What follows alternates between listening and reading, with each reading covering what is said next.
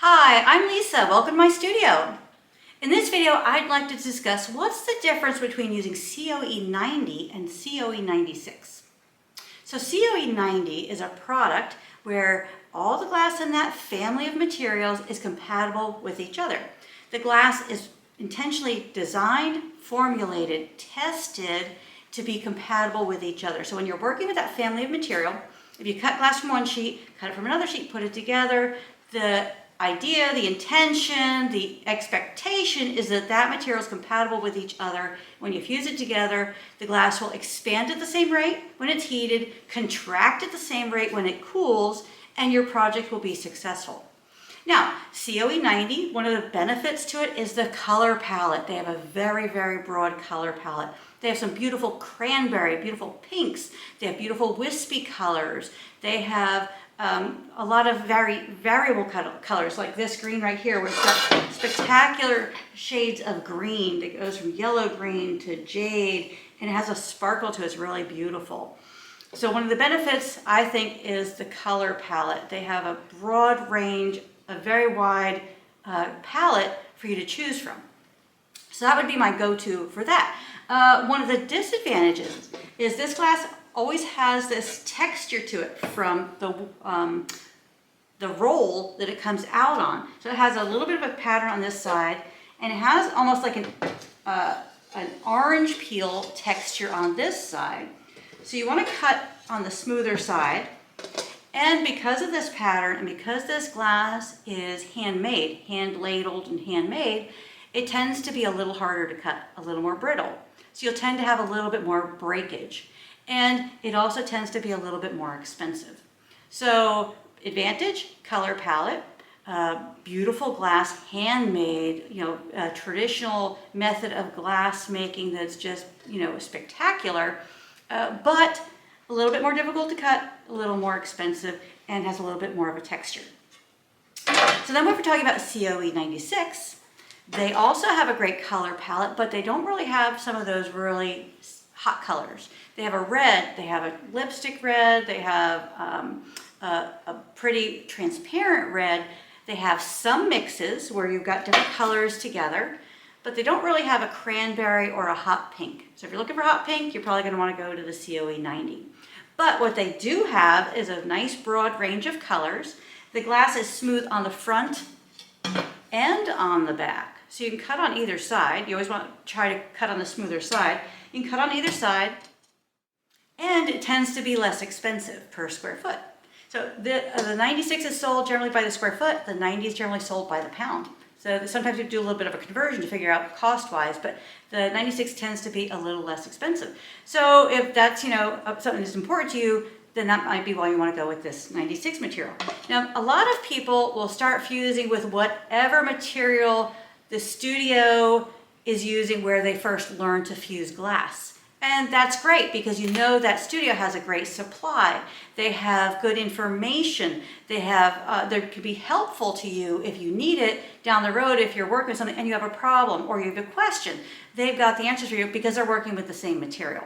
Now, a lot of people, we found out from a recent survey, use both.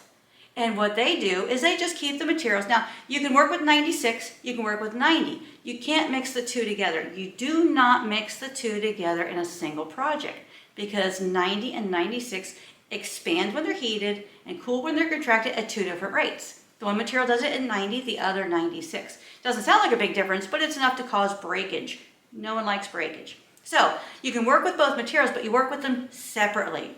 It's like you wouldn't wear a shoe from one manufacturer on one foot and a shoe from a different manufacturer on the other foot. No, you wear the same shoe from the same manufacturer on both feet. So when you're making a new project, use all material from one COE and then you'll have great success. Both manufacturers have published firing guides that you can access on their websites that give you information on how to fire their material. Now they fire differently.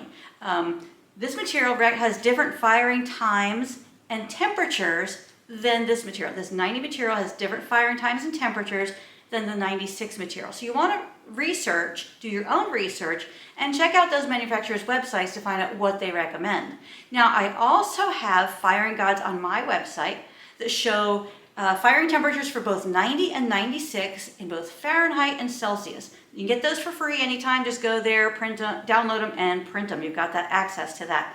So their temperatures are a little different. Now, even though the temperatures are a little different, if I'm doing one project with 90 material and one project with 96 material, I would not hesitate, if they're similar in size, similar in construction, I would fire those in the same kiln at the same time at the same temperature.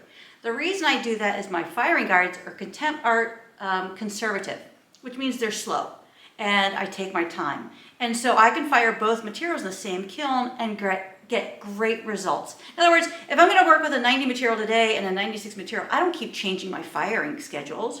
I keep using the same one. Now, I may do a test firing if I'm doing something out of the ordinary, very large, a sculptural piece or a piece of a commissioned piece of art. I would do a test firing. But my usual stuff, that's maybe 6 inches or 8 inches, 2 layers of glass with an accent, I would fire those at the same time. Not in the same project, be clear on that, not in the same project, but side by side, the 2 projects, one made out of 90, one made out of 96, in the same kiln. If you're going to work with both COEs, that's great because they both have advantages, color palette versus cutability versus cost. So it's very likely you're going to want to work with both, which I do and I love it. But you got to make sure you keep your material well organized and sorted and well marked so you don't mix them up. So if you look up here, I've got all my COE 90 together on this top shelf, and I have this little string here that you cannot get any of that glass down without moving the string, so you know you're working with 90. Each individual piece is marked with a Sharpie, so I know it's 90. Then down here, from here down, is all of my 96 material, and it is also marked. And when I take it out, I work with one COE at a time. I start a project, put all the materials out, build the project, and then put those materials away before I switch COE. And that helps me keep my pieces organized and reduces and eliminates any risk of breakage due to contamination from mixing the 2 COEs.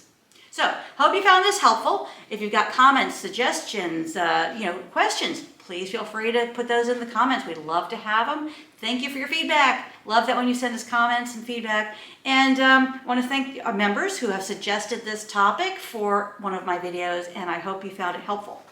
Remember, go to the manufacturer's website if you want more information on firing and materials and things like that. There you have a wealth of information for you for free, of course. So thanks for joining me. Please consider becoming a premium video member. Would love to have you. We have new videos coming out all the time.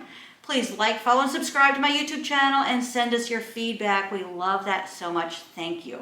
And until next time, happy fusing.